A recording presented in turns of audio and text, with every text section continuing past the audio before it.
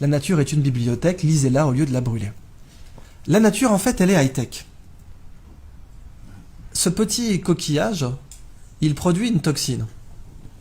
La muconotoxine, c'est un cône du Pacifique, très dangereux, mais si vous avez des gants, aucun danger puisque le dard ne pénètre pas un gant de plongée. Ce coquillage, il est vendu à 3 $ sur les marchés parce qu'il est joli.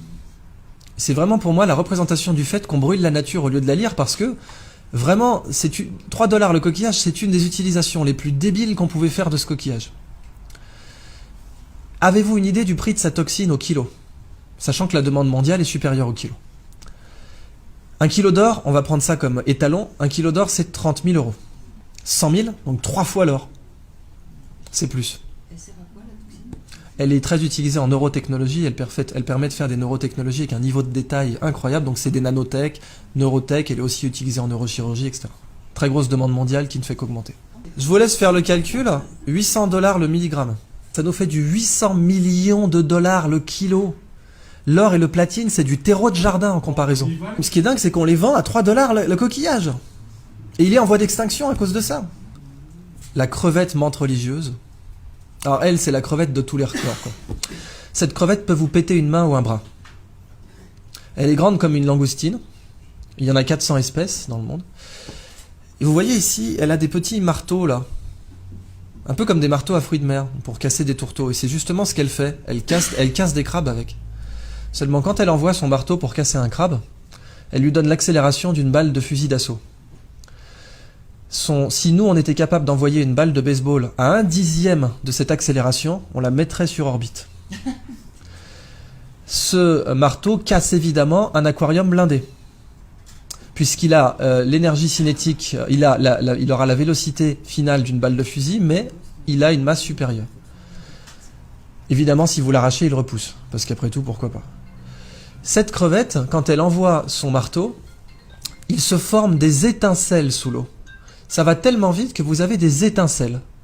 Et ces étincelles, on les a mesurées à 22 000 Kelvin, c'est la température à la surface du Soleil. Quand cette crevette envoie ses marteaux, il se forme une bulle d'air autour qui s'appelle une bulle de supercavitation. La supercavitation a été étudiée au départ par l'armée russe pour faire des torpilles qui peuvent aller à plus de 150 km/h sous l'eau.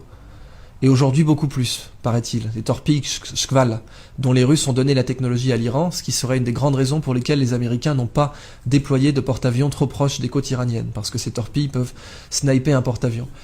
Les Chinois prétendent, avec la technologie de supercavitation, avoir mis au point un sous-marin qui pourrait faire 500 nœuds sous l'eau, en se déplaçant dans une bulle d'air. Et la supercavitation aujourd'hui, le meilleur modèle d'étude que vous avez, c'est cette crevette. Mais c'est pas fini. Cette crevette, ses yeux, parce qu'après tout, si la nature est une bibliothèque, chaque espèce est un livre entier. Moi, je vous ai parlé que du chapitre marteau, mais je peux vous parler du chapitre yeux. Les yeux des chiens ont 2 types de cônes différents pour reconnaître les couleurs. 2 types de cônes. Nous en avons 3. Les chiens sont donc des daltoniens par rapport à nous. Cette crevette en a 16. Ça veut donc dire que nous sommes 1/3 d'un tiers de daltoniens par rapport à elle. Elle est très colorée, mais la couleur que nous on voit, ce n'est rien par rapport à celle qu'elle voit. 16 cônes. Les Américains se sont inspirés de ces yeux pour concevoir une caméra qui permet de détecter rapidement les cellules cancéreuses dans les biopsies. C'est une caméra bio-inspirée tirée des yeux de cette crevette. Et les yeux de cette crevette possèdent l'écran solaire le plus efficace connu de l'homme. Les mycosporine-like aminoacides, qui sont des écrans solaires naturels, produits par les espèces pélagiques. Ces écrans solaires sont très intéressants commercialement parce que nos écrans solaires sont des perturbateurs endocriniens pour les coraux. Et quand on se baigne avec de la crème solaire, eh bien, on détruit les coraux. Si on avait ces écrans solaires, on serait mieux protégé et on ne détruirait pas les coraux.